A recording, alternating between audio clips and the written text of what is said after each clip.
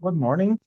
We're now starting our last webinar of the course Media Training, promoting a positive image of migrants and recognizing their contribution to development in the Sadaq region.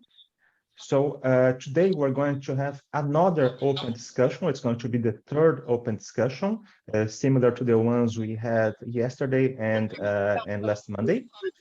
So you already know the format is going to be similar. We're going to have some experts presenting us information, and we have a couple of exercises for you today.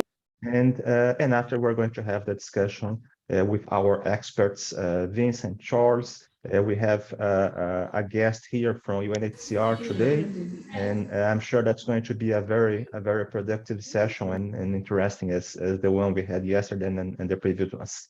So again, we're going to have Makungu, who is going to facilitate the session. So I'm going to give her the floor soon. And after this first part, our open discussion, we're also going to present to you the next phase, the exercise that you have to do, which is mandatory. You have to complete this exercise in the next 2 weeks to be able to get the certificate. But we're going to come back to that by the end of the session and explain that to you in details. So I think with that, I can give the floor to Makungu. Today's talk is persons of concern. So open discussion on key media campaign messages on persons of concern related to policy, legislation, or migration practice and data. So Makungu, you have the floor.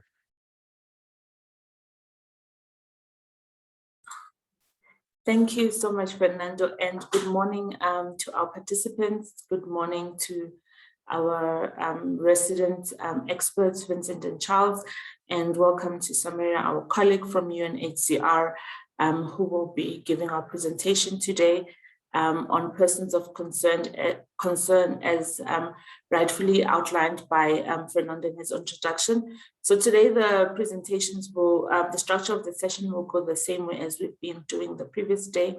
And I would like to open, would just like to head straight into the flow of things today. I would like to introduce to you Ms. Samira Roberts, who is the SAMM coordinator from the UNHCR as part of our partners in the SAMM project.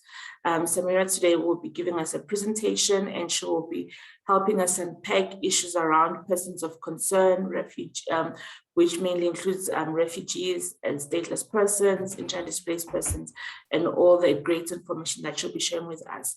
So just to also encourage the participants today to also share their questions and engage with us, you know, and just drive the conversation. Whatever questions you might have for Samira, feel free to ask and just share with us some of your challenges in reporting on these issues she'll be discussing with us today. We also have Pumla. Pumla Rilashe is the communications officer from the UNHCR. She'll be also here to support Samira and also answer any questions that might come from the floor and give her inputs and comments. So she'll also be part of our panel of experts today giving their inputs. So right now, I'll just hand over to Samira to do a brief introduction, and from there on, we'll call on Alex to come through to assist with some of the game we want to start with.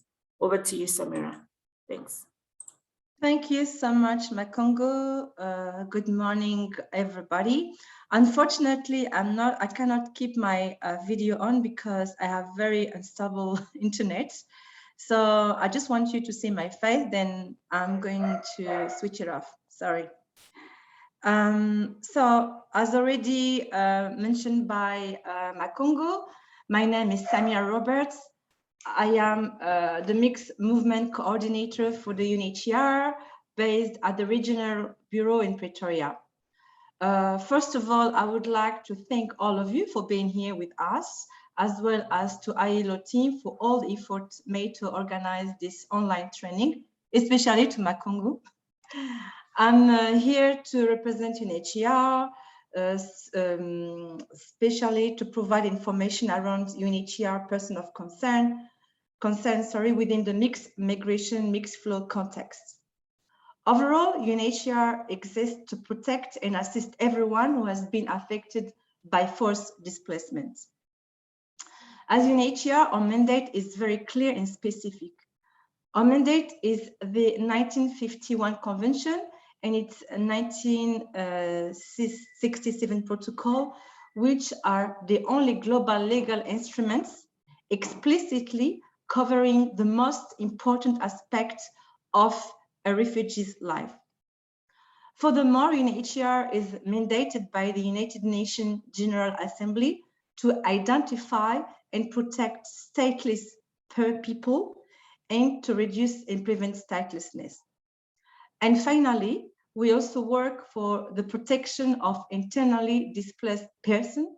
We assume a coordination and operation delivery role in IDP situation to ensure protection is central to our work in order to prevent further displacement. What is our role as UNHCR within the SAMM project? As you know, within the mixed migration or mixed flow populations, there are migrants, victims of trafficking. You already had a presentation discussion with my colleague from IOM, which focused more on migrants, and Jiptum from UNADC, who focused more on victims of trafficking. And of course, and for us, it is asylum seeker, refugees, stateless persons, and IDPs. Thus, our role is to ensure that this category of population that are caught within the mixed movement are also protected, identified and protected. We call them person of concern. So to start with, I would like to play a game with you in order to find out how much you know about forcibly displaced person.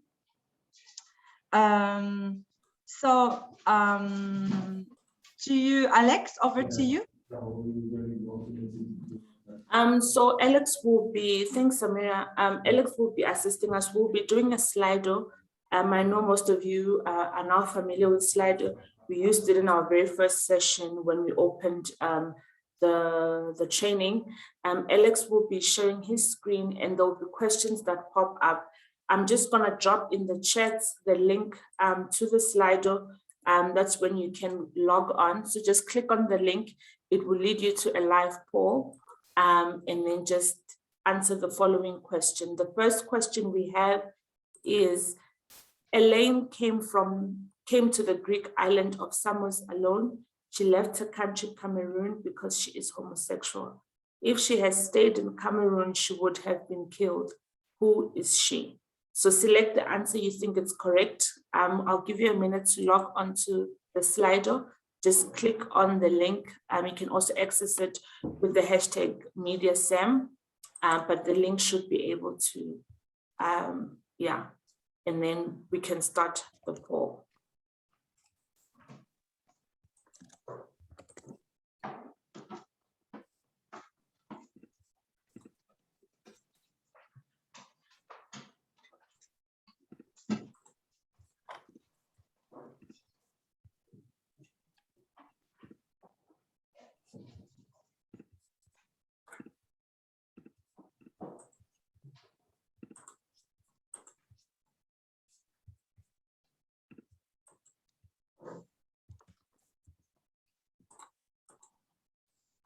Alex, are you able to show us the votes on the first question? Okay. So the first answer, Samira, is just noted. Samira will be coming back to the answers of our poll when she starts her presentation.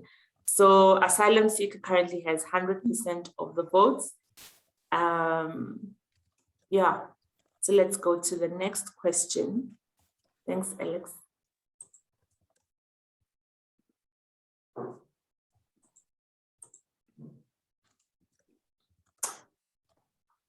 The next question says, Alec work is a world famous supermodel. As a child, she and her family fled the civil war in South Sudan for the United Kingdom. She was the first African to be featured on the cover of Elle magazine. Who is she? Internally displaced person, asylum seeker, or refugee? You can drop your other answer in the chat, or preferably go on and vote on the poll so that we'll be able to see the vote on the screen.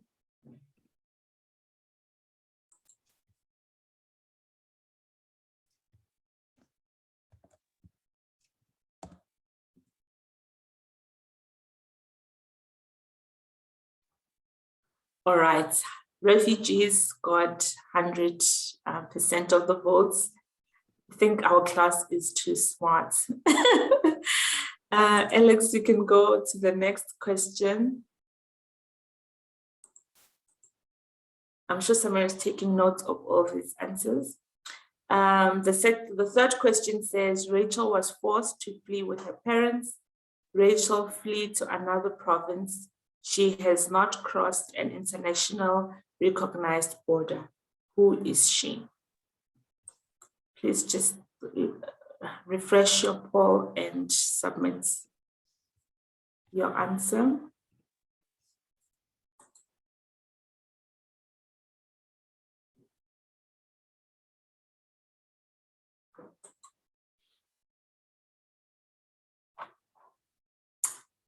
Silas says internally displaced persons. It also got 90% of the votes. Asylum seeker has 10% of the votes. All right.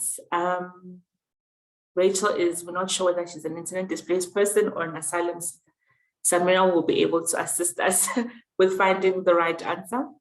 Can we have the last question?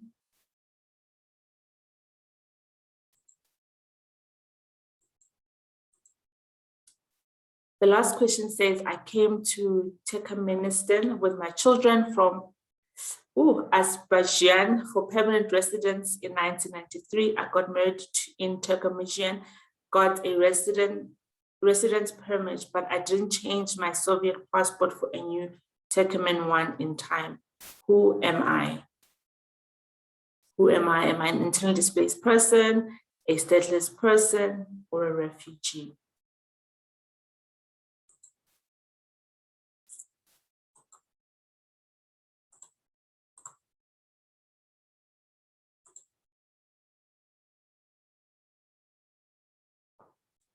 Silas says in the chat that they're a stateless person. Let's wait for the votes and see. Everyone thinks they're a stateless person.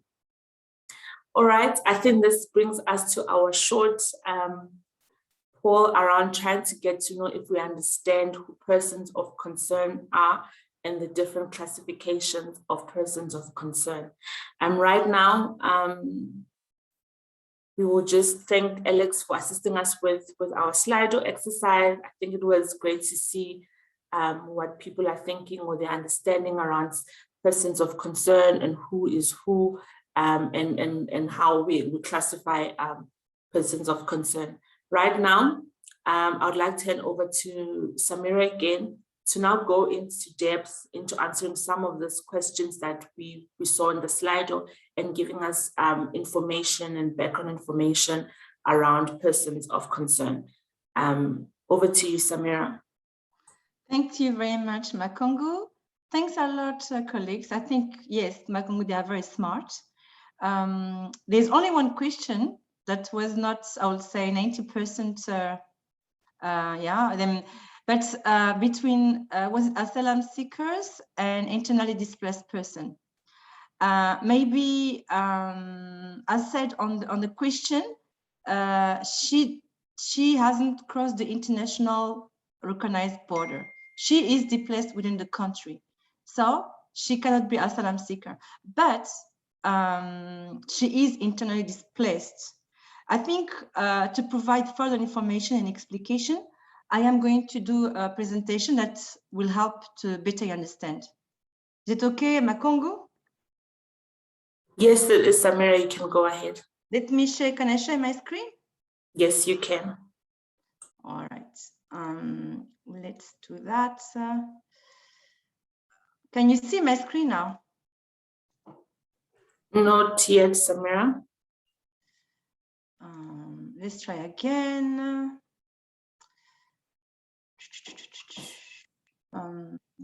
Share, sorry, I'm trying to open. Here we go. Share. Yes, it's coming. Can you see? Yes, we can now. You can go ahead. All right. To start with the presentation, I would like to show some trend at glance, growth of person of consent on 1 decade. For instance, in 2019, a total of forcibly displaced people was 82.4 million, out of which we had 26.4 million that were refugees, and within these refugees, we had 20.7 million that are under UNHCR mandates, and 5.7 are Palestinian refugees under UNRWA mandates. Then we had 4.8 million that were internally displaced persons. So, and then number of conflict in natural displaced persons, that the main cause of displacement. You can see on your left, you have the conflict induced displacement persons, and then climate change. And this is in orange, red, and blue. We had 48 million conflict displaced people that they were displaced, sorry, because of conflict or violence in 59 countries. And then in blue, you can see the number of displaced persons due to natural disaster. There are about 7 million in 104 countries. If you look at the conflict and violence displaced persons, they were mainly in Africa, some in Asia, in South America, and Eastern Europe. But if you look at the natural disaster, it's all over. In North America, in Europe, Australia, most of Africa is affected by natural disaster, knowing that it's a vicious circle, which conflict, I mean, natural disaster create conflict. So it's very important to look at the dynamic between both. Then in sub-Saharan Africa, we have, as of 2020, last year, we had 11.1 million of displaced persons. 6.7 million are displaced because of conflict and violence, and 4.2 million due to natural disaster. As you can see, it's growing, especially the number of IDPs in 2020 in the region. This due mainly to the conflict in Congo, in Nigeria, and Ethiopia, etc. So, and also, I mean, even when you look at the disaster, I mean, the displacement due to disaster is also growing. And then we go into the region. This is basically the number of displacement in the Sadaq region. I'm not going to go through all the numbers, but as you can see, the highest number of displacements in the region is in Congo, DRC, where we have 6 million of internally displaced persons. And then the second one is Mozambique, with 800,000 plus of IDPs. And then we have Republic of Congo, where we have 367,000. And we have then South Africa. This is more refugees. In South Africa, we have 250,000 refugees. Now, going back to the explanation about what is the difference between refugees and asylum seekers. Sorry, this is what is an asylum seeker. I think everybody knew because you had all the response were correct about that. An asylum seeker is a person who is seeking international protection, but he or she, in his claim has not been finally decided on by the country in which he or she has submitted it. Not every asylum seeker should be recognized as a refugee. For instance, it doesn't mean that you're asylum seeker that you'll be a refugee. There's a procedure for that. As it depends on the country, and it depends on the reservation done by each country towards the 51 Convention, etc. There's a legal procedure, as you know. Then we have a refugee. What is a refugee? A refugee are defined, of course, in 1951 Convention and its 1967 protocols. A refugee is someone who fled war or his country of origin because he or she has been persecuted for the following reasons: race, religion, nationality, membership of particular social group, or political opinion. And then we have what is a statelessness and who is a stateless person. A stateless person is someone who is not considered as a national by any state under the operation of its law as defined by 1954 Convention on Statelessness, the one I mentioned earlier. The cause of statelessness: discrimination against certain minority groups because of their race, ethnicity, religion, language, or gender. Why there is a link between the mixed migration and statelessness? Statelessness is a push factor of migration.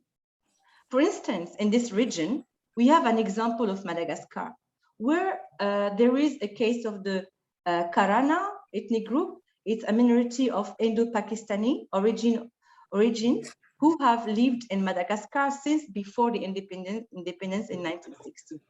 Of those with also Comorian origin, these two groups of population were denied nationality because of their ethnicity. This region is in this region there is also it is very affected by statelessness. It is a big challenge, unfortunately, to access data with regard to statelessness. And as I mentioned already, the two conventions, we have two conventions for that. The 1954 Convention, which ensures protection and basic human rights of stateless persons, and the 1961 Convention, which focuses on prevention and reduction of statelessness.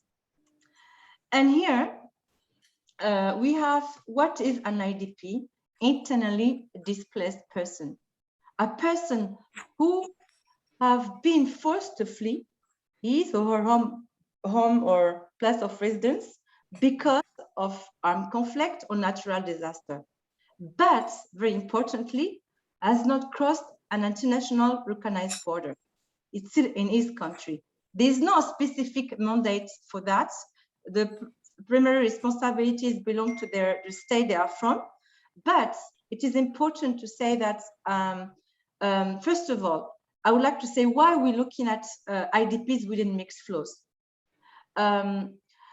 Because first of all, most of asylum seekers or refugees were IDPs before becoming refugees or asylum seekers. Thus, it is important to prevent, address, and respond to the needs of IDPs. It was also a push factor. As I say, there was no there's no like a mandate, a specific mandate for IDPs, as such, there are some instruments that we use, like the guiding principles that were developed in 90s. There is, of course, the Human Rights Convention, the international humanitarian law, but it is important to mention that in Africa, in only Africa, there is a convention that looks at the problem of IDPs. It's called the Kampala Convention, It mentions, it gives protection to IDPs. It supports the IDPs in terms of accessing land, etc. I mean, there's a prevention more, and also response to the needs of IDPs. And this is really specific to Africa. Why? Because in Africa, as you could see before in my presentation, there's a high number of IDPs, especially due to the conflict, and a natural disaster now. So as UNHCR, I just want to show you some pictures that we have from in Cameroon. It is the importance of contributing towards better environment for all persons of concern and create social cohesion between the refugees and host community. For example, that in the camp we support the community and the refugees to go green. I mean, because as you know, that climate change is an important issue that creates also conflict. And here in Cox's Bazar in Bangladesh, you can see before and after. It is important to note that climate change is also a push factor that can cause conflict between communities. Of course, is also between host communities and refugees or displaced person. It's also a push factor for displacement. For instance, if there is no sufficient water resources, such as water for everybody, this can create a conflict. So we support host and refugees community to protect and live in green environments. Now, I want to go to key messages that you would like to pass as UNHCR to you. The first one, I have a question. It's more kind of question. Which message do you want to convey? What is the message you want to convey about refugees? Are you writing the story to cause fear? Are you writing this story because you intend to create a conflict? It's very important to always ask yourself before writing a story about a displaced person, what is the aim? Are you writing the story because you want to promote peace and tolerance? I think this question must be asked to yourself before taking a step or initiative to write a story about displaced persons. Then there is also, sorry, I'm just trying to,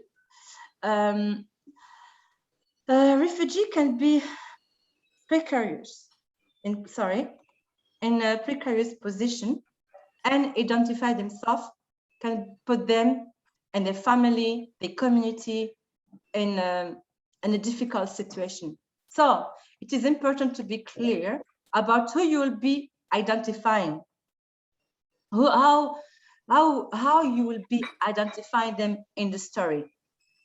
For instance, I'll give you an example in a region. We have LGBTQIT+ community and refugees, mainly in Zambia or Malawi. And as you know, in this region, mostly expect from South Africa, this is not recognized. It's a crime to be part of this community. So you have to be careful when you report on them, because you can expose them to a danger situation. Instead of protecting them, you create more harm. So would you ask yourself, would you use their name, photo? Can their identity be put together through the various descriptions in your story?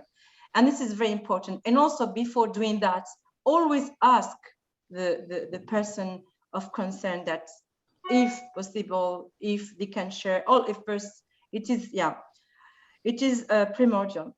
Be aware that interviews and conversation with those fleeing persecution can cause emotional stress. Most of them have been through difficult situations, such as a torture, etc.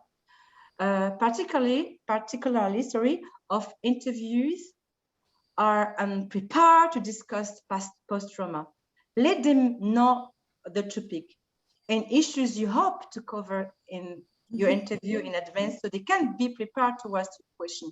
Always take your time, do your homework, and before doing any any such interview, knowing their background. This is the next point. Do your research before interviewing someone. Take time to learn where they come from, which country, which context. And this will allow to have a deeper and more meaningful interview. The other point here is, sorry, I'm just trying to, it's not, go beyond describing someone you interview as a refugee from their home country. Yeah, you know, we have a tendency, I mean, media, I'm not generalizing, but sometimes we have a tendency when we read the media to stigmatize, to give the very negative, I would say, image of the refugee, asylum seeker, some pictures, the way we report. You know, it can be, how can I say, refugee is a victim looking for handhoods, and which can create stereotypes and racism. What was this person's life like before arriving in the country? What are they aspiring to be here, their dream? Maybe this person was someone like you in the country. He was a journalist, or he was working for a media. He was persecuted because he was giving information and defending the right of the most vulnerable and so on. So maybe always ask yourself, don't stigmatize. It's very, very important. So seek diversity in coverage, sorry. Refugees flee danger from all over the world for many reasons, not just of armed conflict. As I say previously, there are different reasons to flee. There is, of course, conflict because you are partners of a certain social group, because of your religion, but doesn't mean that you've been through conflict, armed conflict systematically.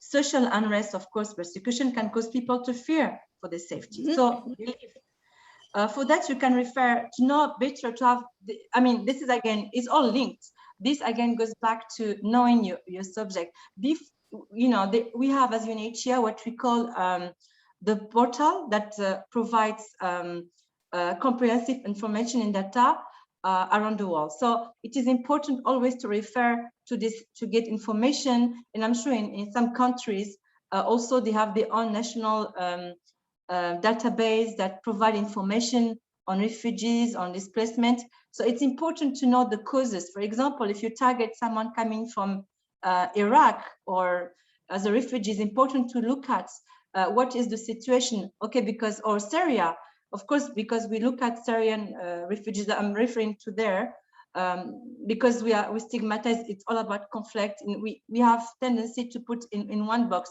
In the region, for instance, we have different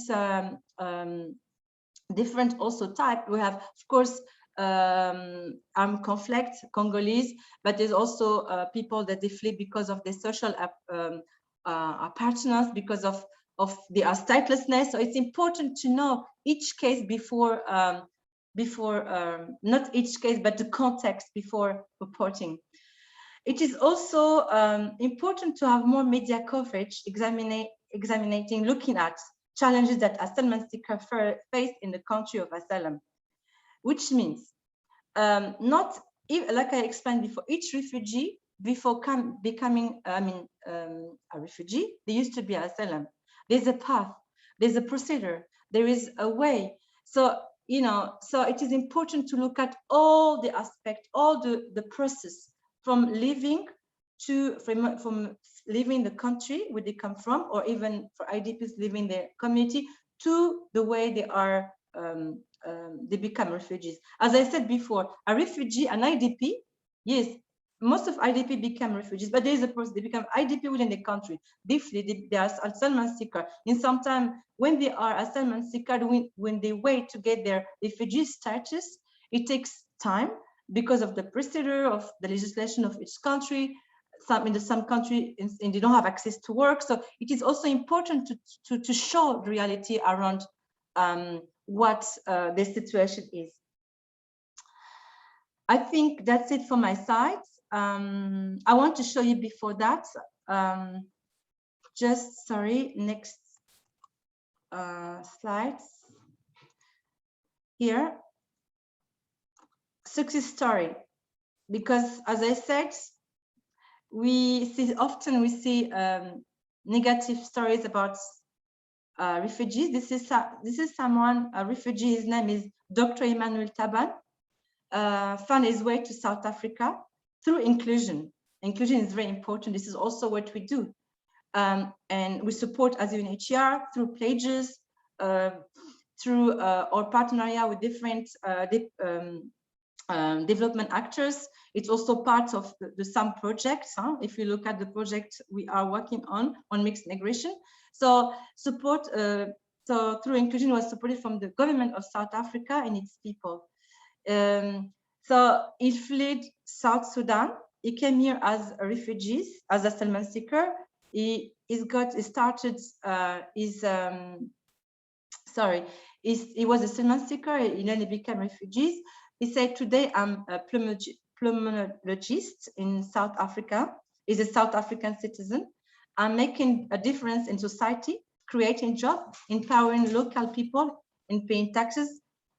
And because he was given opportunity, that South Africa that gave him opportunity, and is very grateful. So this is very important. We have a lot of stories like that that shows that refugees are not only a burden for the society, for the country they're coming from, is also a positive aspect. And this is something we like to see as UNHCR within more on the media. And also we are here, we are prepared to support, to work together and provide you more information in how we can show a better positive image of refugees. Thanks a lot. Over to you. Is there any question, please? Thank you, Samira, for your presentation.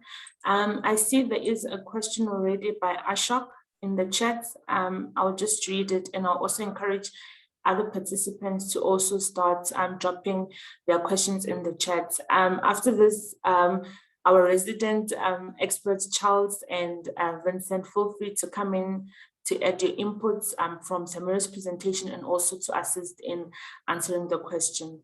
Pumla as well can feel free to also come in with her inputs. Ashok's question goes like this. It says, what about a person who has fled his country due to a change, due to criminal charge or conviction and lost his citizenship and is in an irregular or illegal situation in another territory? So if I understand well, this person fled or just left because he was criminal charged in his country? They have fled their country due to criminal charge or a conviction. And but this is not, yeah, but this is not, in this case, it didn't go within the, like I mentioned, he didn't flee because he was persecuted because of his political opinion, because of religion. He fled because he was charged in his country. So he's not, in this case, is not able to ask for a refugee's status for asylum. So it's very, it's very clear within the 1951 convention. Now, the question I'd like to ask, he said that he doesn't have any identity. Why doesn't have any identity? Is it what he asked for? Did he lose his identity? Did he become a stateless person? This is my question. Okay, maybe Ashok can assist in clarifying that aspect, but while we get that cleared in, Pumla would like to come in and say a few, give a few inputs before we go over to Vincent and Charles. Over to you, Pumla. Thank you very much, Makungo. Can you hear me? Yes, we can, Pumla. Thanks a lot. Good morning, Makungo. Good morning, colleagues. Good morning, media partners.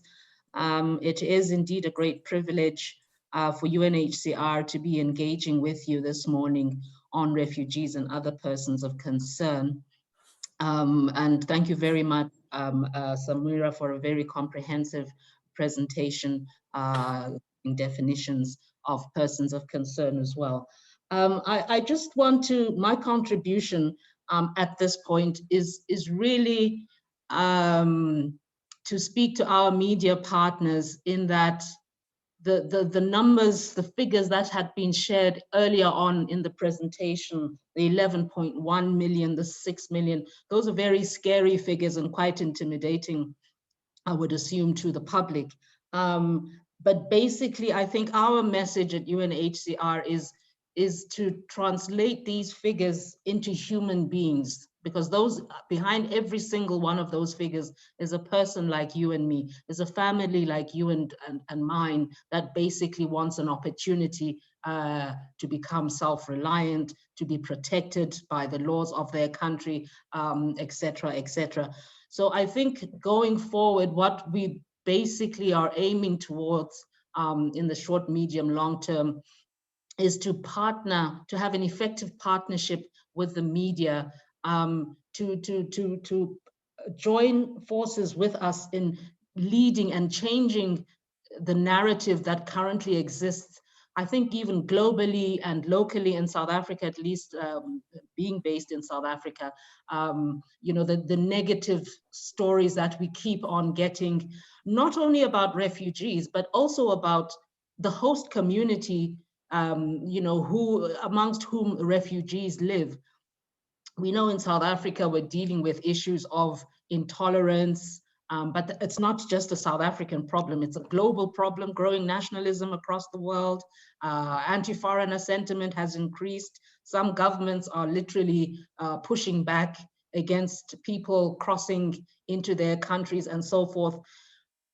And we also know, and I think Vincent mentioned this during the IOM webinar, that people have become hardened to some of the messages. The public has become insensitive to some of the messages that we're sharing about refugees and their plight. And I think in our partnership with the media, we want to come to a place where we try and figure out how else can we reach the humanness, the humanity in us, because indeed people will tell you that, you know, yeah, we don't want these people in our community, tell them to leave.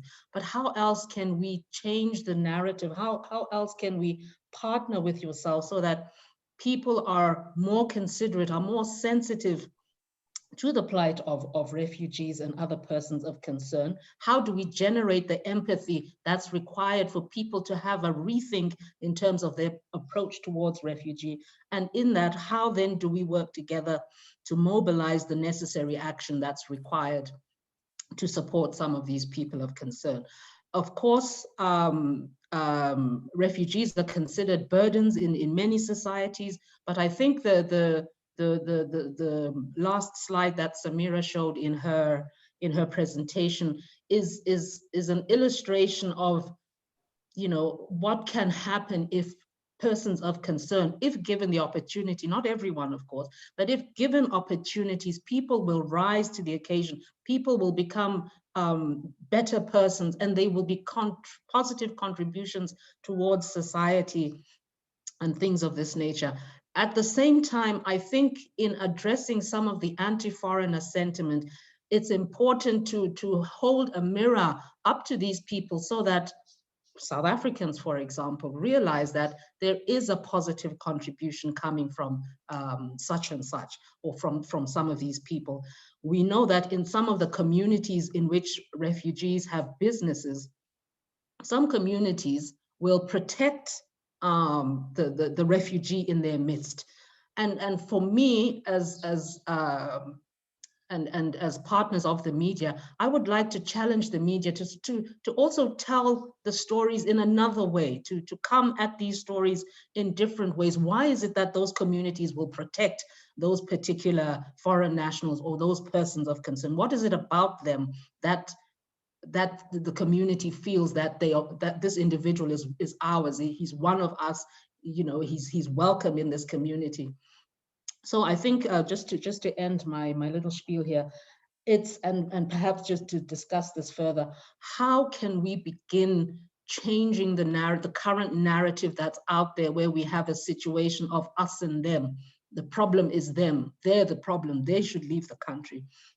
How do we work together with the media to change this narrative, to generate empathy, and therefore to mobilize action? Thank you very much, Makungo. Thank you very much, Pamela. And I think you raised very good points that we then can discuss with our participants around some of the challenges, like you're saying, about the us and them narrative, around issues of persons of concern, around issues of migrants, around issues of stateless persons, refugees, and IDPs. But I just want us to go back to Samira, or Vincent and Charles can also assist here in answering. I think Ashok had qualified his statement by saying that the person is stateless because they have lost their city, their country of origin has removed their citizenship. So is what he's asking basically is this person still protected by the Convention on Stateless Persons, even when they have fled due to criminal activity or being found, have a criminal charge? Are they still protected by the Convention of Stateless Persons? Because currently they are stateless because the citizenship has been removed. So that's the question Ashok wants answers to. So I let our experts, Samira, Charles, or Vincent to come in and assist with the answer. Charles, do you like to answer? And I complete, or you want me to start? Yeah, no, sure. I can comment quickly. I mean, I think what's interesting in Ashok's question is really this effort that journalists need to make to understand what each situation implies. And I'd like to go back to the initial answer that you made, Samira, about how Ashok presented the case. You're talking of criminal charges or a conviction.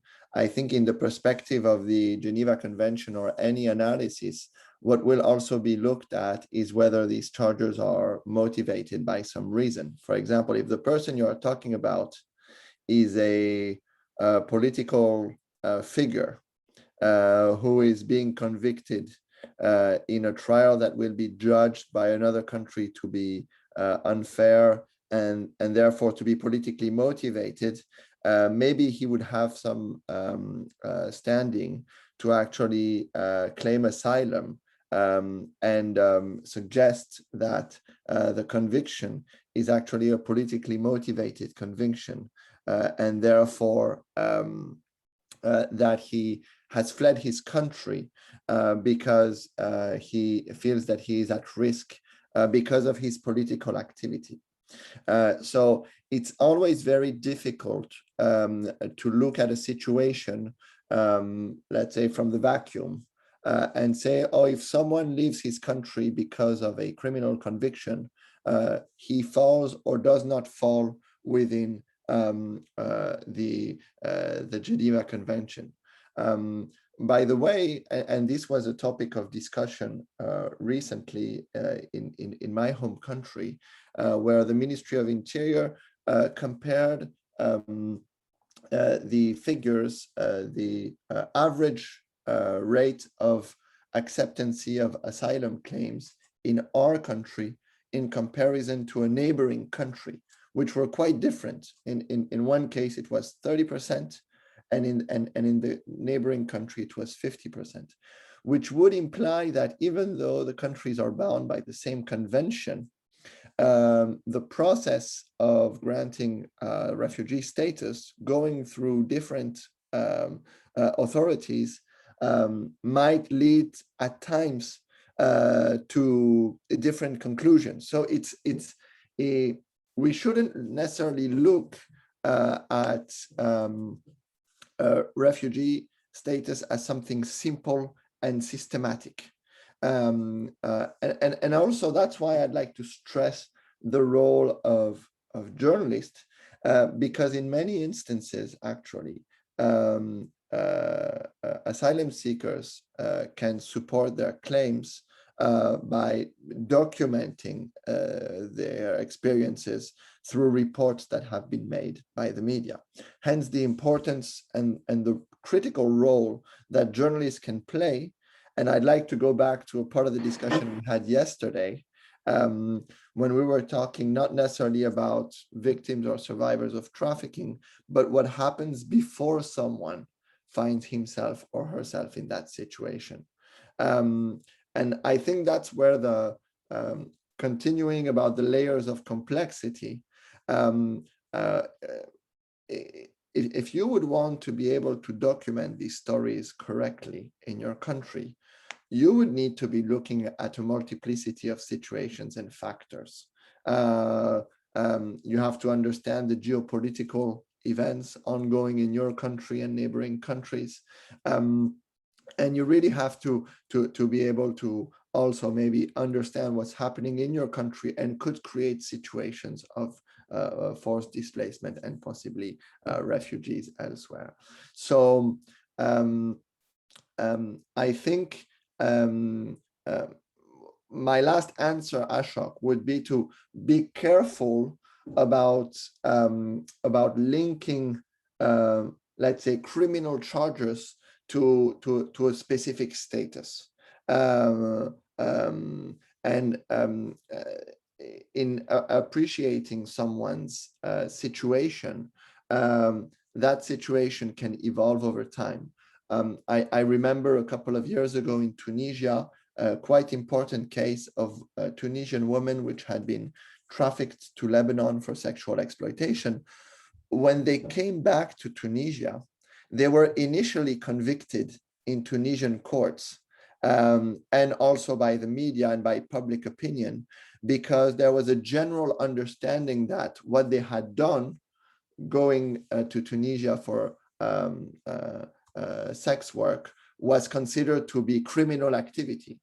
But a prosecutor in Tunisia actually said, wait a second, we have to look into these women's personal story. And these people are not criminals that should be judged. They are actually victims of a trafficking ring. And so the criminal status of those persons, but also the representation by the media, and more importantly, the perception by the public opinion, completely changed over the course of time. And that's one of the challenges we have more broadly about this regular criminalization of migration, where we tend to see most of migration as irregular and a criminal activity, leading to the abuse of the word illegal migrant as something that is very, very dangerous. So those would be my general comments for Ashok. Samira, if you want to add anything, feel free. Thank you very much, Charles. I think you're very explicit and comprehensive in your response. Again, I just want to emphasize what you said. Yes, it's case by case. And as I said during the presentation, before coming up with a conclusion or what, we need, even us as when we work. I remember I was working in France with OFPRA, looking at the asylum claim and so on. And I remember that it takes time it's very important that you look at the cases. And of course, as you said, Charles, very importantly, media has a big role, because I remember the research from media articles, it was part of the file. So it's very important. I cannot say yes or not, because as you said, what kind of crime? Is it political? Was it against the So it's very important to take case by case, to know the cases, to know the context, to know is also the person that we're looking at. So it's something that there is no one response, I guess. Thanks a lot. Over to you. Thanks, Samira and Charles for your contributions. Majirata has a follow-up question to Ashok. They say that, adding to Ashok's question, many Basotho have fled to South Africa. Some are even staying in SA. They only come to Lesotho to commit crimes, murder, while those people are staying illegally in South Africa. What do we call them? Lesotho is also currently trying to curb internal displacement, which comes as a result of gang killings happening in the country. I will let our experts, Charles, Vincent, Samira, and Pumla, to come with some comments or responses onto Majorati's comments. Pulma, do you like to answer to that? Pumla? Can you hear me? Hi, thanks, Samira. Yes. Yes, I please. can hear you.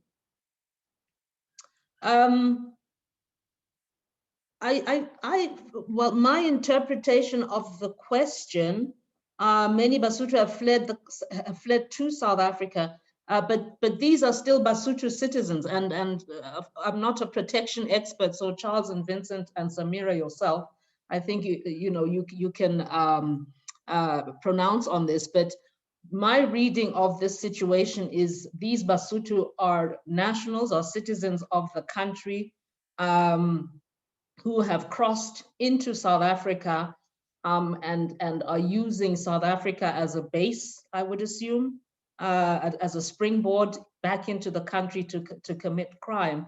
I'm not too sure what their legal status is at this point. I'm assuming that they are Basotho nationals. So in other words, they are citizens of that country. They are not refugees. They are not asylum seekers. They are not stateless. Back to you, Samira. So, yeah, sorry,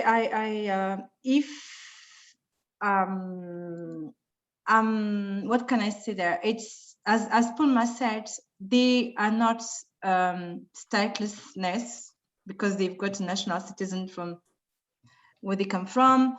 They are not asylum seekers, or they are not recognized as refugees. Now my question is, this is, I don't know if there's someone from IOM here who can also support with that, because they are not into, according to the information that I've heard, they are not into this category of population, but are they legal, or, I mean, I'm not sure, maybe Charles can provide more information on that, but in terms of the status, however, the status in this country, into South Africa, what it is, are they migrants? Vincent, you like to answer, go ahead. Yes, thank you. I'm not sure I'm specifically going to answer that question, but I think the question itself raises an interesting dynamic around this issue. But let me just start by affirming what Charles and Samira, you were saying earlier, that if a person can demonstrate that the criminal conviction or criminal charges is as a consequence of some form of persecution, whether it is political, whether it is religious, whether it is about sexual orientation, then that person has a case to seek asylum and to potentially be granted refugee status, and cannot simply be dismissed as a criminal or someone who has been convicted.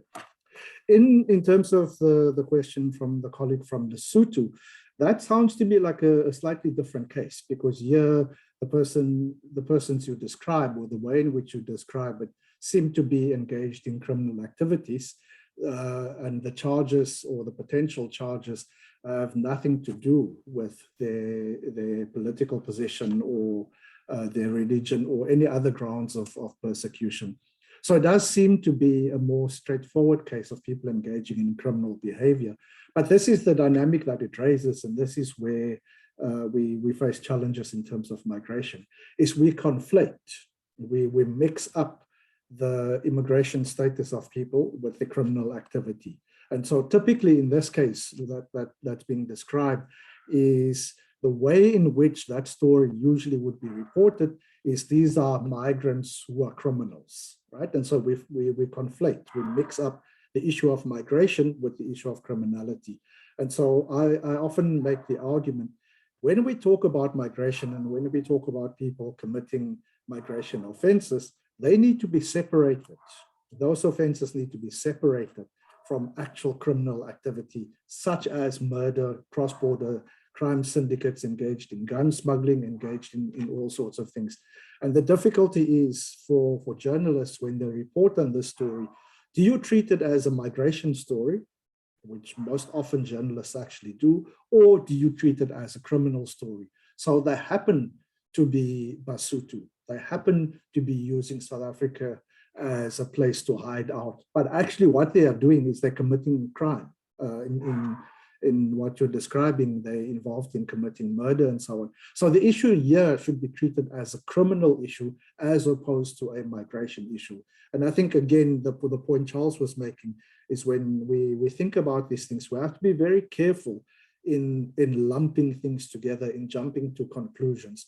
So my approach, my answer to this particular question would be, yes, we have to talk about them being citizens of Lesotho. We have to talk about them using the border route, so to hide out in South Africa. But actually, what does this have to do with migration in and of itself?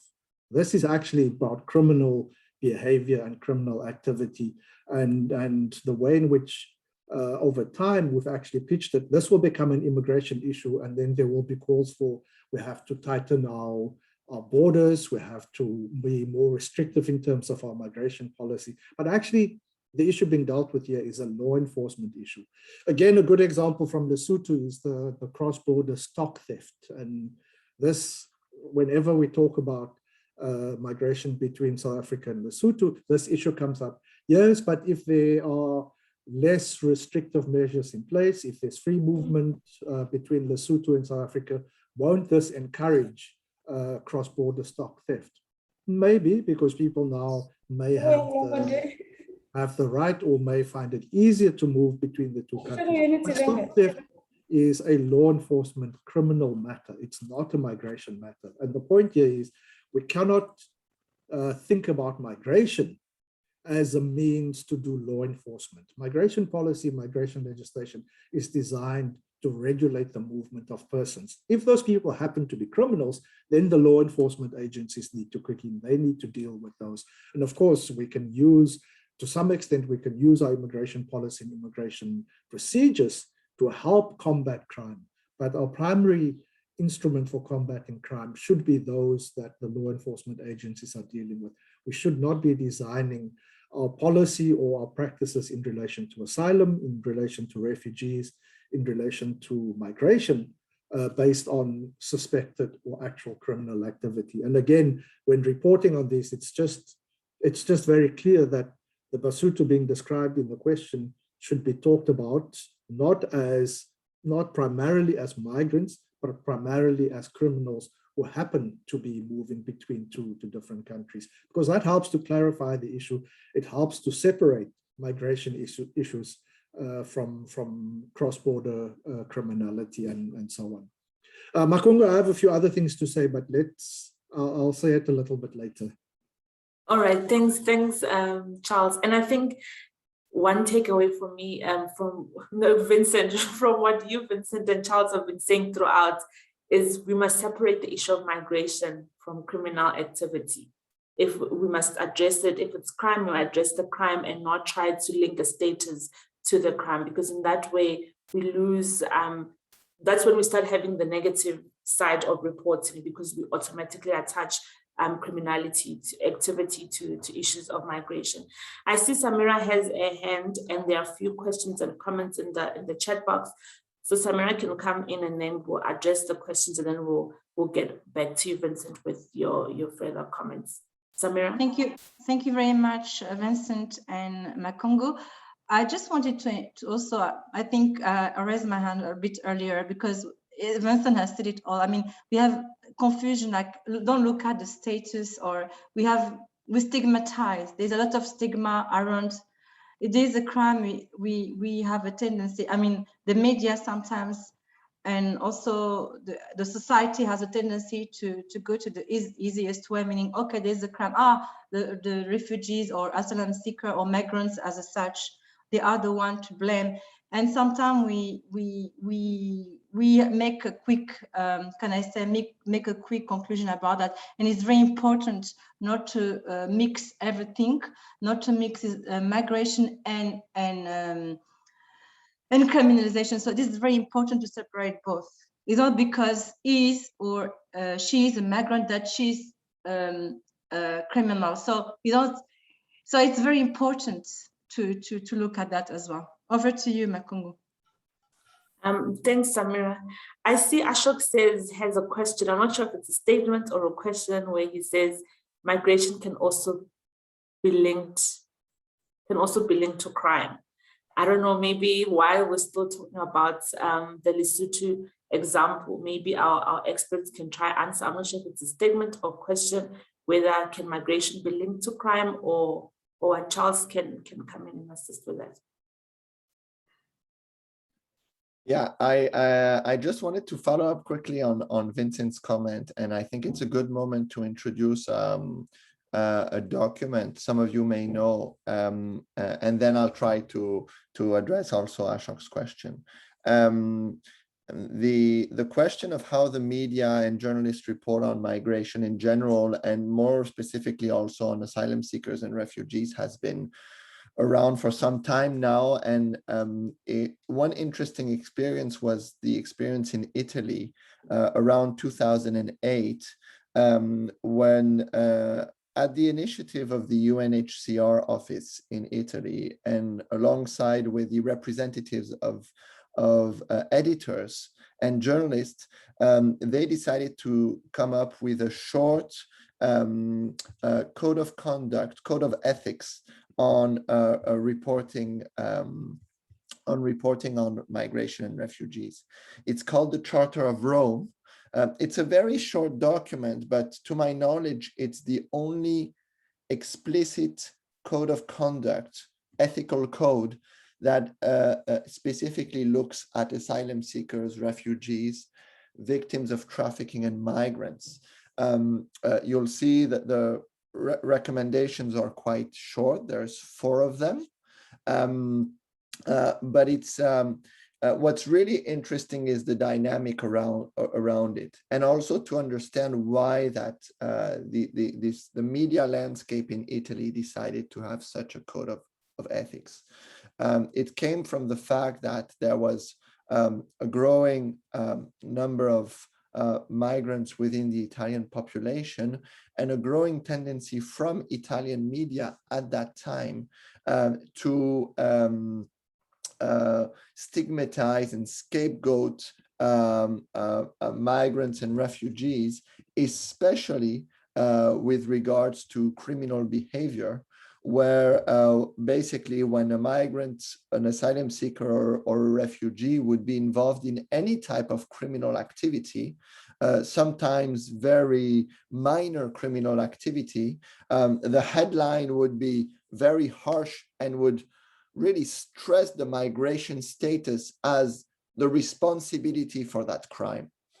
Whereas the rest of the criminality that was happening in Italy was basically going unnoticed and was not highlighted that way. And even more interestingly, the Charter of Rome actually decided to set up an association, which is called the Association of the Charter of Rome, and to develop a set of documents, one of which is this document that I'll be sharing, which is much more comprehensive than the charter itself, and which is called the Guidelines for the Application of the Charter of Rome. And I was looking at the question of nationality in the guidelines, and this is really a good follow-up of what Vincent was saying about the use of nationality in a responsible way to describe sources in a story, and to be very careful to make a correct analysis whether the nationality or the migration status has any relevance to the understanding of the story. Why am I highlighting that? It's because the discussion we're having here, focusing on the Sadaq region, is really a global discussion that's happening in a number of different countries.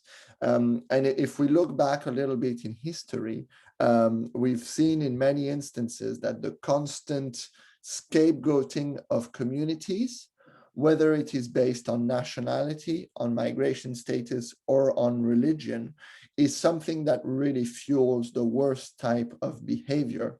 I think we have a number of examples from history that shows us that this can lead to dramatic events, and that media can really participate in accelerating that phenomenon, and in basically polarizing public opinion to the worst extent. And I think events that have happened in the Great Lakes region are really a vivid reminder of how dramatic that can be. I just wanted to share these documents with you. Also to say that even though efforts have been made to try and let's say replicate the Charter of Rome to other contexts, it's never been done. Some of you might want to look at it, but it might be interesting in some contexts in the region to have specific codes of ethics regarding migrants or mixed migration flows. So I'm sharing both documents in the chat. And to address quite quickly Ashok's question, migration, can migration be linked to crime? I would say, of course, migrants aren't any different by definition from any other citizens. So crime happens because of ordinary people doing inappropriate actions, and migrants are ordinary people. They're not any different because they're on the move. Is there more crime because of migration, because of one person's status? At times, yes. But is the migration the factor of that crime, or are there other aspects that need to be factored in? Most probably. I will give you one example, Ashok. We have currently in a number of countries around the world discussion about access to health for migrant and migrant workers, notably in around COVID, vaccination, and such. We're currently having in my home country a discussion about mental health. Migration, civil society organizations are stressing the fact that the mental health situation in my country basically excludes migrants from access to any type of mental health support. When you've suffered displacement, forced displacement, that can have severe impact on you. And that can mean that you have mental health situations that are different from people who haven't suffered that. Can that lead people to have antisocial behavior? Most probably. Is it a migration story? Is it a mental health story? That would be for you to decide. I would say the same about poverty and the relationship between poverty and criminality, poverty and exclusion from society. So I'd be very careful in making links. And even when I would say statistics would tend to say that people from this community tend to be more engaged in this type of activity, to drawing a direct relationship between a statistic and a behavior. Because at time we're not drawing that relationship for the good reason. And what we're doing is we're ostracizing a whole part of the society. And in doing so, we're actually at times reinforcing the behavior, because people who feel excluded, actually, some of them will not react in a positive manner. So it's a very, very, very complex approach, and it means that journalists need to be very subtle in the way that that they address it. Thank you so much, Charles, for those comments and answering some of the questions. There are some questions in the chat and some comments. Mosa Mochutani says, I came across a white person selling cookies in Maseri Street here in Lesotho. Then I was concerned, but I could not approach him to get the story. But I really feel like there is more, and I can get from him. I can get from him to get his story heard. I would like guidance on this. I'd like our participants think on that and come back with an answer. And I'll just also take Sandra J. Black's question. The question says, regarding refugee status, does an asylum seeker need to seek asylum or refugee status in the country of the first border that they cross, or the first country that they enter that is the party of the Refugee Convention? My perception is that many individuals who are in refugees camps in less developed countries may still hope to be able to be accepted as a refugee to a more developed country. So we'll just take those two questions and comments from our experts before we move on. Anyone can go first, Vincent, Samira, or Charles? Yes, Makongo? Yes, Samira? Yes, Yes, I can take the last question. On, okay. If anyone can ask for claim for asylum in the first country, then it depends. I mean, for instance, in Europe, this is when I was working there. For example, within the EU and Schengen, when you arrive, you have to ask asylum in the first country you arrived in. For example, if if you come in your destination, you want to go to France, but you arrive in Italy, so you have to ask in Italy. This is the agreement within the EU. Now, because it's EU, they have agreements and so on. By the way, they're discussing of looking at this law. Now, in the Sadaq, for instance, if you have someone coming from Mozambique to South Africa, and then but his final destination is Namibia, should they ask in South Africa? I don't think it's the case, but I need to confirm because, as you know, I'm a regional. I don't work specifically with a specific country, and with I haven't seen I haven't seen any such law here. So this is first question, and then the second one, he was asking. She was asking the fact that more development.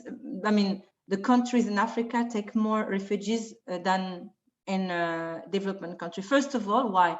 Because in Africa, for instance, if you take the case of Congo, people move, they look for protection, and it's much easier for Congolese, for example. There is, I'm going to give you an example of Congo.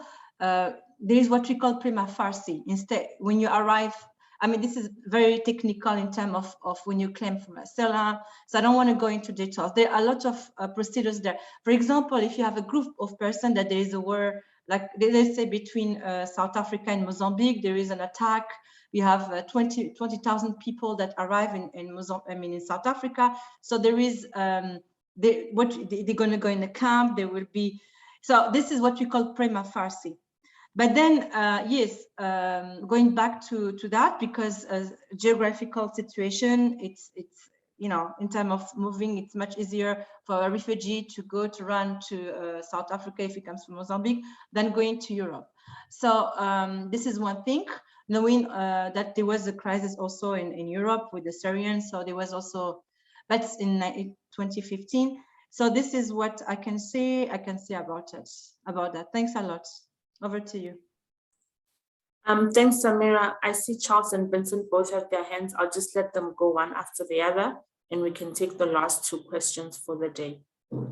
Thank you. I'll be quite quick, but I think our friend's question is very interesting, especially in the context of the Sadaq region. Sandra's question about does an asylum seeker need to seek asylum in the first country or not? Exactly as Samira was saying,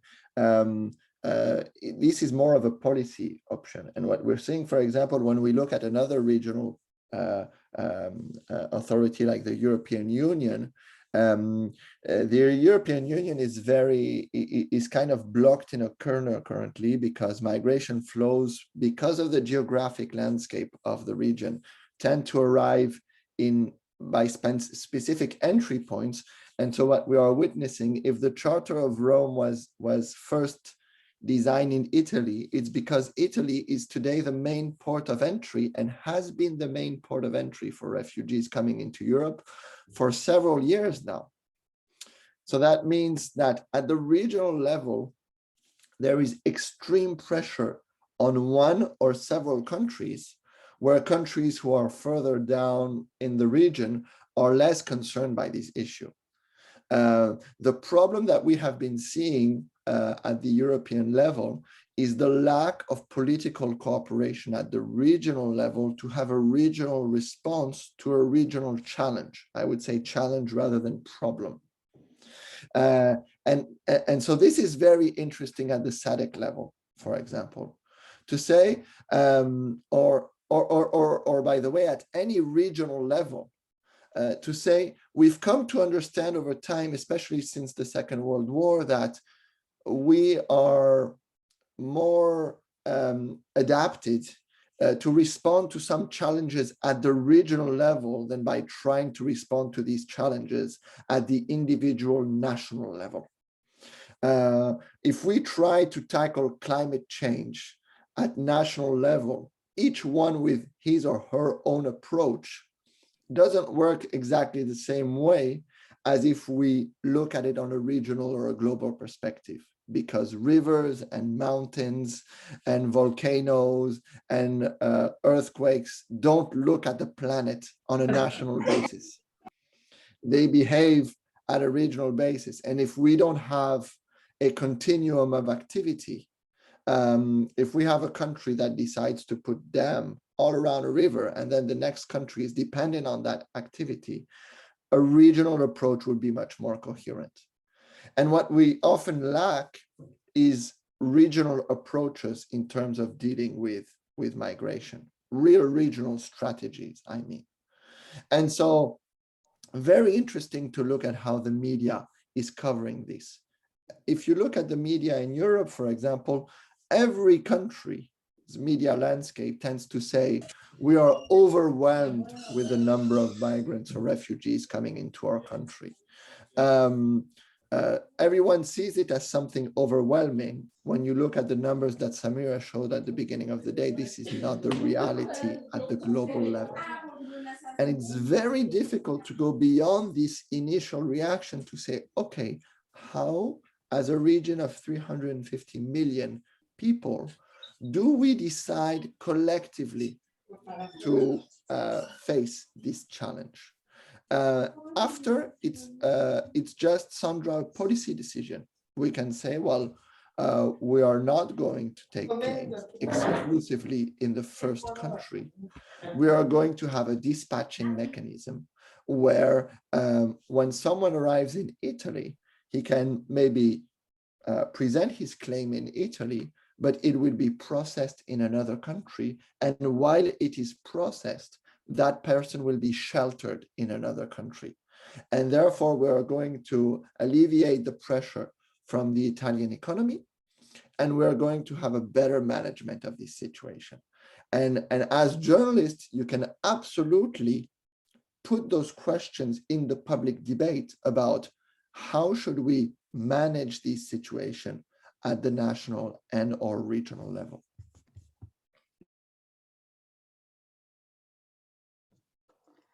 Thanks, Charles, for those great comments. And I think Vincent just can come in to add his comments and inputs buttressing what you've been saying. Over to you, Vincent. Yes, thanks, Makungu. Yes, I'm going to just quickly add on to what Charles was saying, but then with your permission, Makungu, I'll just also make my final comments, some additional information that I think might be helpful. So Sandra, your question is an issue that's actually been debated in the Sadaq region for 20 years or more, right? And it was referred to by some politicians as asylum shopping. So in other words, they were saying that what asylum seekers were doing, so for example, from Somalia, is they travel all the way down through a number of different countries and then apply for asylum in South Africa because they anticipate that conditions in South Africa might be better.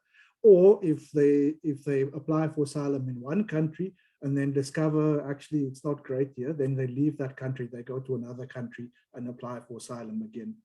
The general policy principle, as Charles had pointed out, is you apply for asylum, depends on the region, but often you apply for asylum in the first country. But it then raises an interesting question. What if that country, as in the case of Italy, or for us in this part of the world, as in the case historically of Tanzania, what if that country then has a disproportionate number of asylum seekers or refugees and they have to carry it? UNHCR and Samira, I don't know if the language is still used, but UNHCR 15 years ago talked about burden sharing. And basically what they were saying is that, yes, we encourage that asylum seekers apply in the first country that they arrive in. They may be hosted in that country, but other countries in the region need to support that particular country to host the asylum seekers or to host the refugees. The concept, as far as I can remember, the concept wasn't all that well received by all SADC member states because there was a disconnect. Many countries saying, well, actually, we ourselves cannot host refugees and we're not able to contribute to another country hosting refugees. But the concept of burden sharing was an important one. It was saying collectively as a region, we need to deal with the problem of asylum seekers or the challenge of asylum seekers and refugees. The second part of your question, Sandra, was effectively what is about the resettlement program. So even if someone has been granted refugee status in one country, they can, through UNHCR, apply to be resettled in another country where they will continue having refugee status. In South Africa at the moment, we have, I think it's about 600 or 800 families who are either asylum seekers or refugees in South Africa. They're not happy with the conditions under which they live, and they've actually approached the UNHCR to ask if they could be resettled in another country. And of course, that happens on a case-by-case basis. That depends on the willingness of a third country to receive those refugees.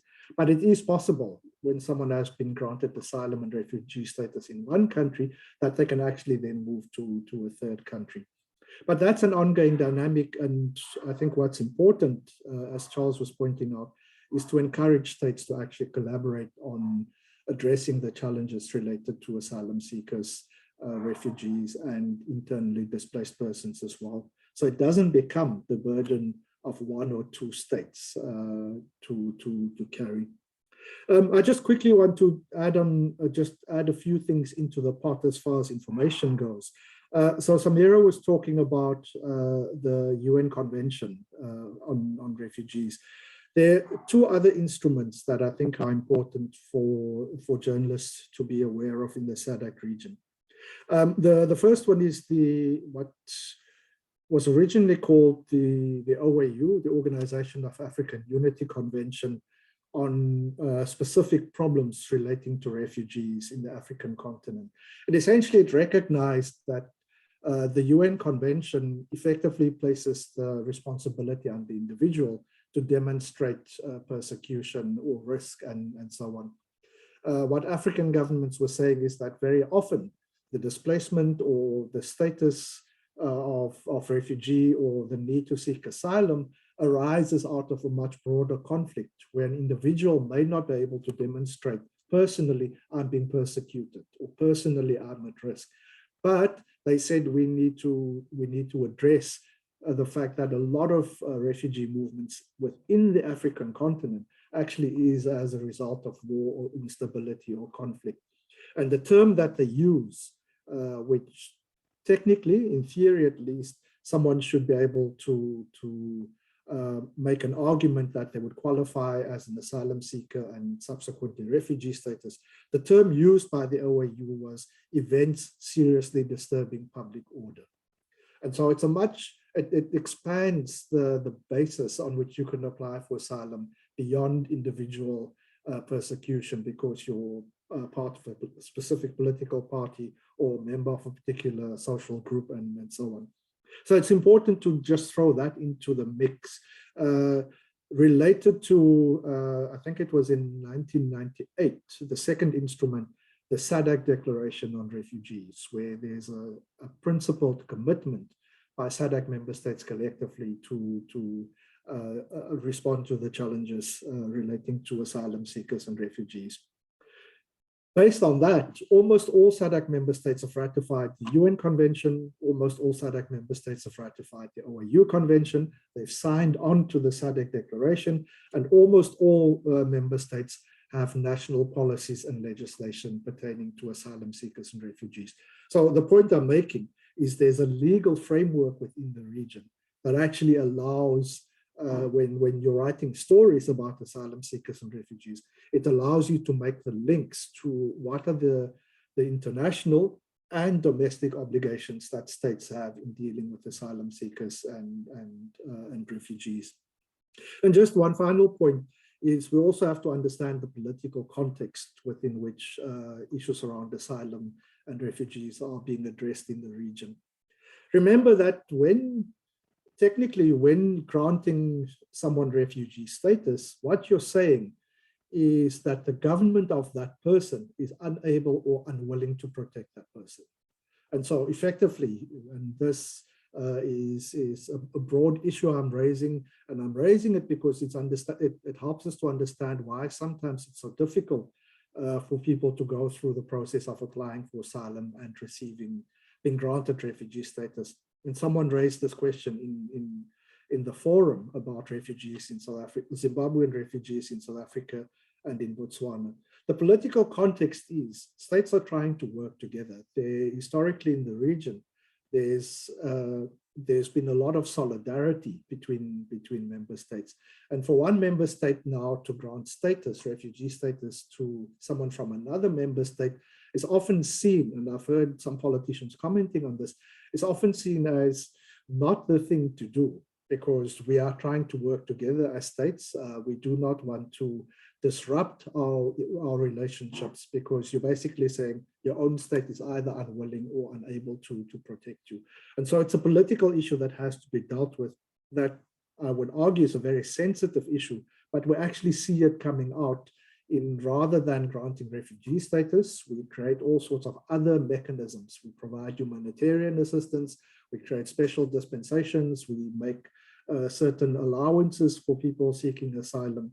But just understand the political context. So when reporting on asylum seekers and refugees within the region, it is not a clear-cut case of these are the legal obligations, these are the principles that need to apply, but it's understanding the context within which that happened, which is then made worse by saying a lot of people, and we know this happens, a lot of people who apply for asylum are in fact abusing the process. So they're not really asylum seekers, they're not really refugees, they are what some people call economic migrants. It's a term that I don't particularly like, but it's people who are looking for economic opportunity. And they're using the asylum process to get access to a country. So the reporting, I think, needs to reflect all of these dynamics in the region. But ultimately, the reporting should say that everyone who is being persecuted has the right to seek asylum at least, and to have their case heard. It may then be decided that this person does not have a bona fide case to be granted asylum or to be granted refugee status. But that principle in all the reporting, I think, around asylum seekers and refugees, that principle needs to always come through, that everyone has the right to seek asylum if they believe or if they, for whatever reason, can make a case that they are being persecuted. And that they are not safe in their own country, either because the government is unable or the government is unwilling to protect them. And if our stories around asylum seekers and refugees can, in addition to the human interest part of reporting on this, can also focus on the broader social, political, and economic dynamics associated with refugees and legal obligations of member states in SADC, I think that becomes critically important. So that will be my last word for today. Thank you so much, Vincent. I think it's a very useful information to share with our participants that can enrich their stories and that can enrich their reporting on these issues we are discussing today. I'm not sure if Samira's hand is an old hand or a new hand. I would just like to take the last question from Silas and then get our parting words from our experts, because we want to wrap up the session so that we can go and give some announcement around the next phase. But the last question by Silas says, someone is fleeing his country after committing crimes and the law enforcement agents are hunting for that person back home. Is it right or proper for his country's government and the media to use the word fugitive to refer to that person? Sorry, Makungu? Yes, Samira? Before, I just want to answer, just very importantly, and we can answer to this question, to what Vincent and Charles were mentioning regarding the shared burden, etc. I think it's important also, thanks to Vincent, to remind the AU Convention, the 1969 Convention, also the protocol in study country is important. It's very important to know, basically, when report on refugees, asylum seekers in the region. However, I want also to mention the the New York Declaration. This was in 1916, where we become the Global Compact on Refugees and the Global Compact on Migrants. This basically the philosophy behind it, the objective of it is to share burden, is to look at mixed migration or refugees displacement as a global. It is a global problem, issue. It is, but we need also to provide a global response. And for instance, in the region, in the SADC region, we have 100 for the Global Compact on Refugees, which basically is mainly implemented by UNHCR as the refugees agency. We have about 145 pledges that made by each countries to basically to respond to the problem of refugees, asylum seekers, and so on. And they also, this is, I'm sure my colleague from IOM, when they made the presentation, they mentioned the Global Compact on Refugees. So this is so important to be taken into consideration. I think that's it from my side. If you want me to answer to the question that was asked by, sorry, the name by the colleague, I can maybe start, but Pulma wants to say something. Sorry, Pulma, over to you. Thanks a lot, Samira Makungu. I'm just concerned about Musa Majonotwane's question because we haven't responded to that. So I just thought, quickly, let's just get a response to that before we move to the next question. He says he has come across a white person selling cookies in a Maseru street in Lesotho, and for me, he was concerned but could not approach him to get his story. My question is, what is it about this individual that sparked your interest? And I think if Musa is a little on the shy side, an icebreaker for him could be to buy a cookie, but to buy the cookie from that person and strike up a conversation, because as a journalist. And we all know that sometimes we just have to go in there, guns blazing, to sort of like get the story that you're looking for. There might be a story there, there might not be a story, but the first thing you need to do is to just gather your nerves and to approach this individual, start a conversation, perfect icebreaker, buy a cookie, and see what the story is, if there is a story in that at all. Thanks a lot. If I can come in, I just wanted to follow up on Pumla's remark on this question and maybe say a word also about the question about the fugitive. Just to say that As you know, I think it was the first day's presentation where, or maybe a presentation by Theo, who was explaining that if we're witnessing more labor migration and this trend is going to continue, it's also because the cost of migration and the possibility to move around the world has been changing at a fast pace.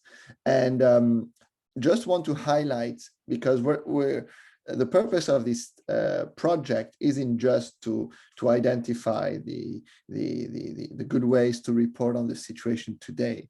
It's also to get you prepared to being able to report on the stories that are going to come in maybe 2, 3, 4, 5, 10 years. And most probably, patterns of migration displacement will change for a number of reasons. We haven't touched upon that much about climate change induced migration, but that's most probably something that's going to have an important impact on displacement as well.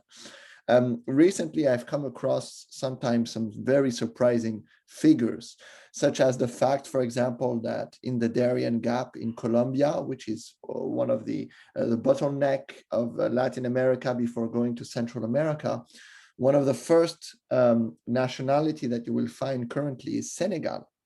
So you have a lot of migrants from Senegal trying to make their way all the way to the United States and who are currently in that region.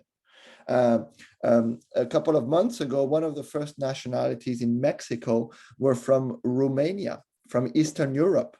So let's say Caucasian European migrants in the middle of Mexico trying to make their ways to the United States.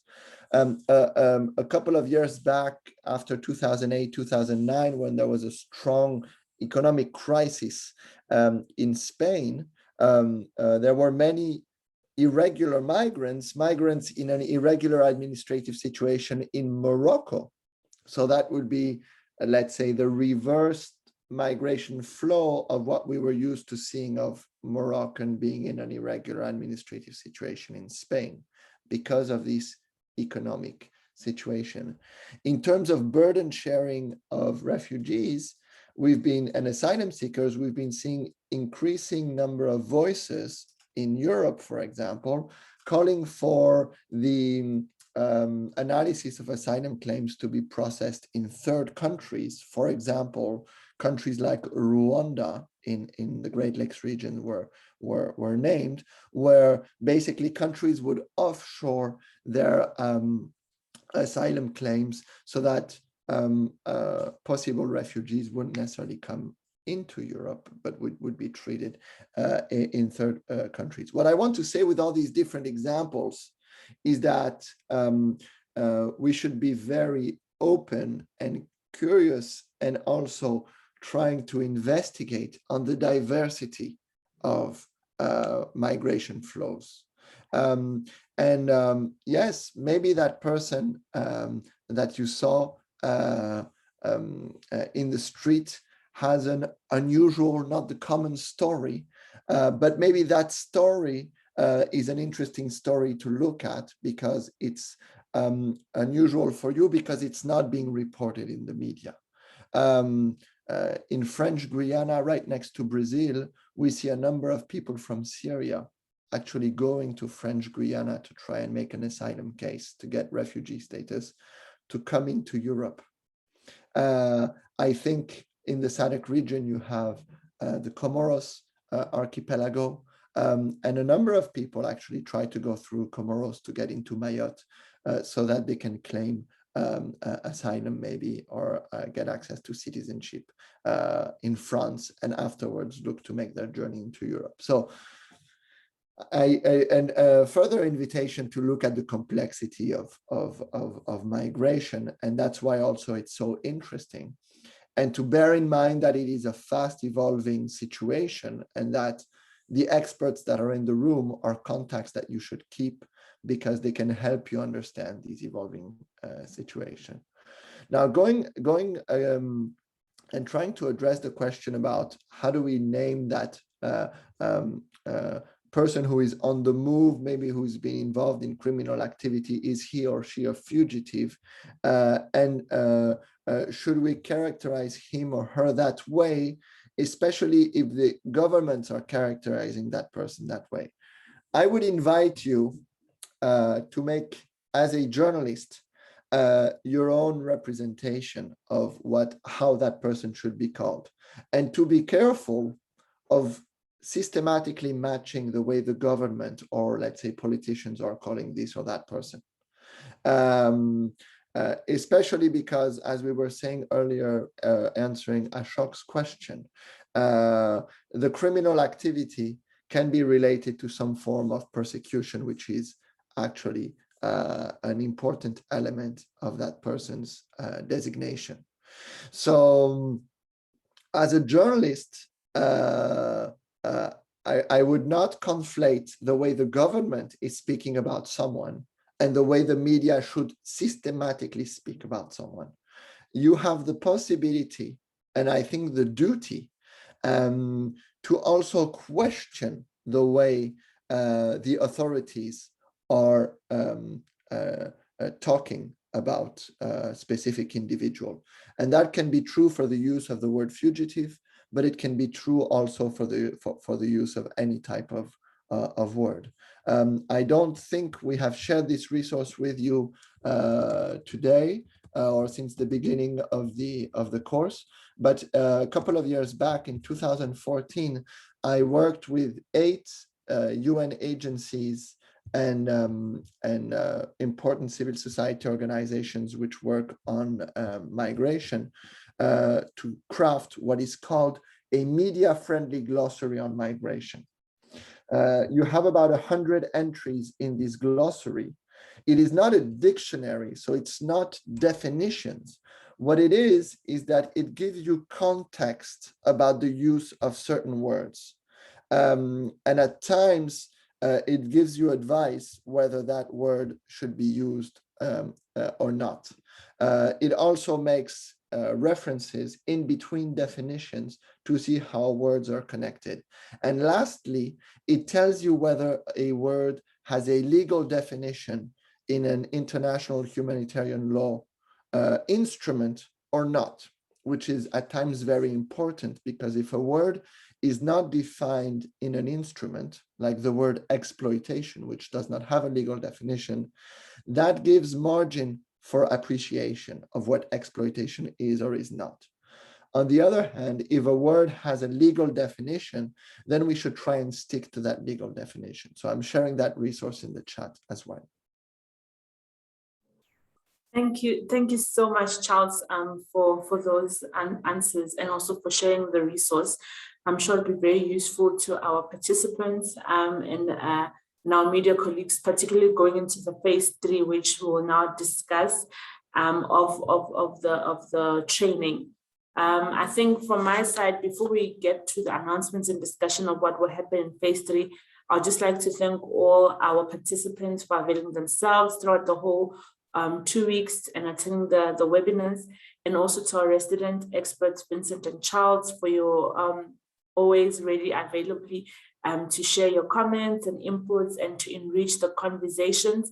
And also to Samira and Pumla today for being here and giving us a background and giving us more information regarding persons of concern that I hope was very useful and enlightening for our participants as they go forward in their work and trying to understand how to better report on issues of migration. Right now, I'll just hand over to Fernando. I don't know if he would do the honors of explaining our phase 3. Today was the end of our phase 2 of the media training, which is our webinars. I would just like to say thank you very much. The conversations have been enriching, and I hope they've also been enriching and enlightening to yourselves, and you found them very useful and beneficial, and you have some very important key takeaways that you will take into your field of work that you will use not just now, as Charles was mentioning, but in preparation for stories that you might come across, stories you might report on in 2 years and 5 years and 10 years to come, as migration is not something that will go away. It's something that needs to just be managed, and we just need to have better reporting and a more balanced reporting around these complex issues. So on my side, thank you very much for joining and being active participants in our media training. I don't know if Vincent and Charles have any last words before we we wrap this session up and give a quick overview of the next phase of the training. Just to say from my side that, and I think I speak for Charles as well, we'll be available to continue the discussion on the forum. I think I certainly would be, and I'm sure Charles as well, to receive emails and so on if you want to keep in touch with us. So we are available to continue to act as resource persons, particularly for the next phase of the training. Yes. Thank you so much. And as Charles is saying, as Vincent is saying, that I remember, I think it was module 4, the topic of it was media as a partner and as a stakeholder. So we view you guys as a partner in the project. So feel free to reach out to us, email us. I'm sure by now you have access to our contact information. We'll be able to assist. And as Vincent mentions, the forum on the e-learning platform is also open. It's a resource that you can tap into where you can engage. If you have any further questions, our experts will always be there to assist and answer, and also just continue the conversation. It doesn't end here. We can still take the conversation even to the forum. So right now I'll hand over to Fernando to give us some quick announcements regarding phase 3. And from my side, thank you very much. Very much, Makungu, and I just would like to say that I share your impression that the course has been very useful. I think the discussions really were very interesting and deep, and I myself also I lived this course with a different understanding of the, even if I work in the topic of migration and refugees, I have worked for UNHCR in the past and all that, but I think got to develop the discussions to a level that really like it was very good and very so I share your opinion, and I think it was really a great course. And as you mentioned, today is our last webinar, so we are finishing the second phase of our course now. And there are 3 points that I would like to highlight now. The first point is that all recordings and presentations from all webinars, they are going to be available probably by tomorrow at eCampus. So most of them, they are there already, but tomorrow you're going to have all of them there. So if you want to go back and to review the content of any of the webinars, it's all there on the campus available for you. So this is the first point. The second point is that this is very important. You have to conclude the course. You have to take a quiz, a test. It's not a very complicated test, but you have to complete this test, and the deadline for that is 15 October. So you're going to receive soon a message with a link. It's going to be on campus, but also you're going to receive a message, an email with a link to this test. And it's very important to get the certificate that you take the test before 15 October. So this is the second point. And the third point is what's going to happen from now on the 2 next weeks. That's the final assignment. That's also mandatory. You have to do that to be able to get the certificate. And you are going to you have to submit your assignment also by 15 October. So you have 2 weeks to do that. And basically, Makungu is going to give you some details, but you have to build the outline of a news piece, a news article, or story. So this is the focus of the assignment. And for the ones of you who want, we're going to have also Charles, Vincent, and Makungu coaching you throughout those 2 weeks by iCampus Forum. So if you want to take advantage of their coaching during those 2 weeks, it's very important that you go to eCampus and that you use the forum. You are also going to receive an email with specifically a link to where the forum is. And basically what we're going to do if you want to get their coaching is you are going to post in the forum a topic with the name of your project, and a discussion is going to open in this topic, and you can insert your ideas, and you're going to get the comments, and you are going to be able to start a conversation with them. So this basically is going to be the way like you're going to get their feedback and get their coaching in the next 2 weeks. So I think with that I can let Makungu to explain, to give you a little bit more details about the assignment, about what we're expecting from you. And you are also going to receive instructions about how to submit your final assignments on the 15th October. So this is also you're going to receive more information about that. So Makungu, you have the floor. Thank you so much, Fernando. As Fernando has mentioned, that the phase 3, on top of having done the quiz, you need to submit a news piece.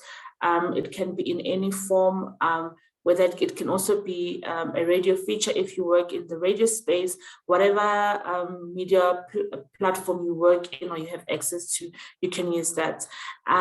Those stories are stories around migration, particularly the components of the SAMM project within your region or region where you're operating in. We will write down the guidelines and we'll email you all the specific details by tomorrow in terms of the assignment. But this is a story that where you gather stories around migration in your region, whatever story is interested in where you're operating from. It can also be an old piece that you've produced if you want to enhance it or do a follow-up on an old story that you've done. As Fernando has mentioned, that our coaches will be available on the eCampus platform, and they will be able to assist in shaping those stories. But basically, it's taking all the information that you've heard throughout this week to be able to produce those pieces. And also something important to note is that this is also in preparation of ILO has media awards every year. Labor Migration Media Awards. So because this year we started the training a bit late, we will not be able to submit for the current year's media awards, which is the 15th. But if you're able to get your stories produced and published, because the key requirement for the awards is that the story must be a published story before the 15th, you can still enter because the deadline is the 15th.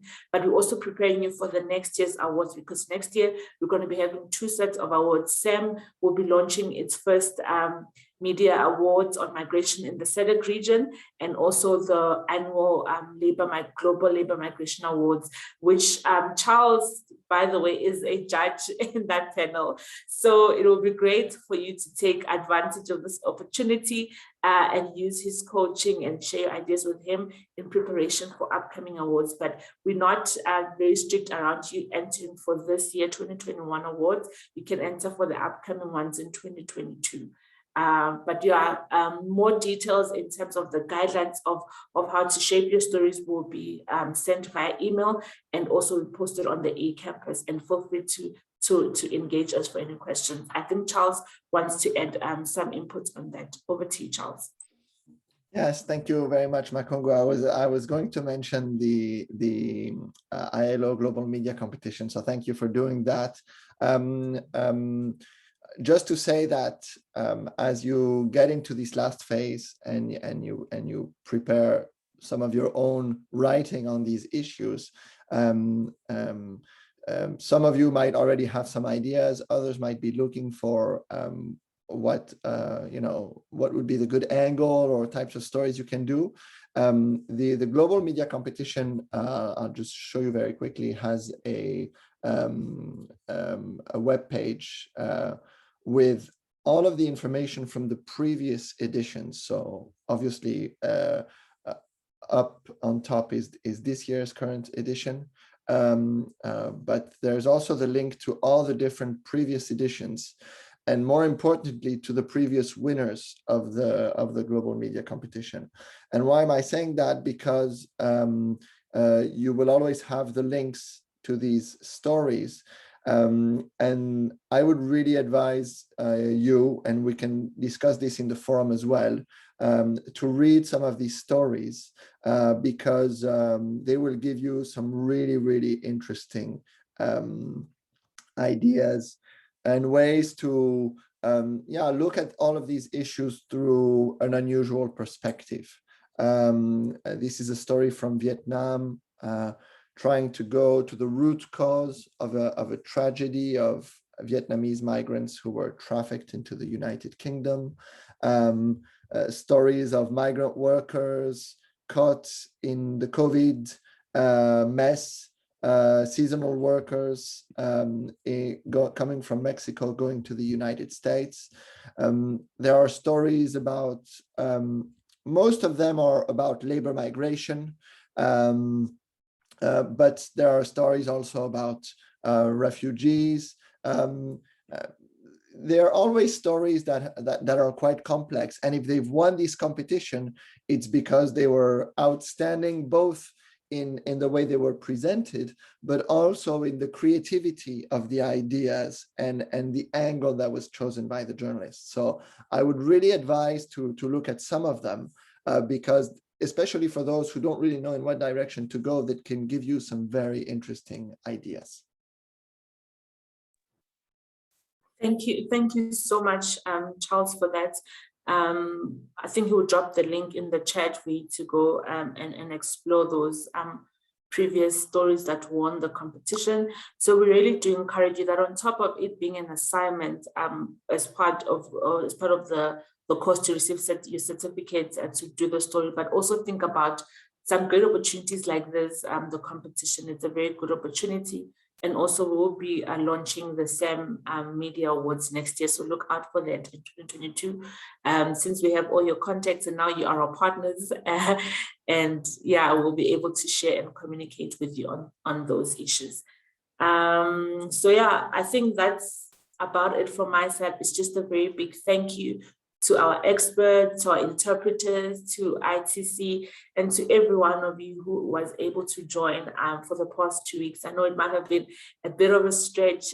Thank you for committing your time in your busy schedules. I know journalists are always on the run and looking for the next story. You know, you have very busy schedules, and making time to come and join us and share your ideas and inputs around these issues of migration.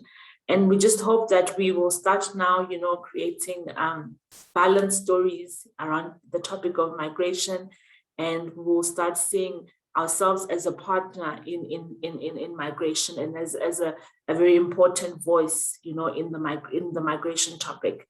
So thank you very much, and hope you guys have a lovely day. Just look out for those emails around the guidelines for the assignments.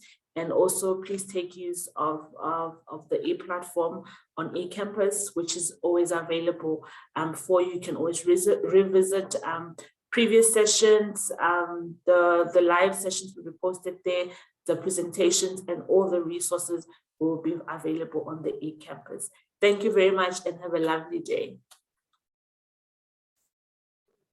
Thank you very much. Thank you, Makongo. It was a pleasure to be with you during those weeks. Merci à tout le monde. Merci beaucoup. Thank you.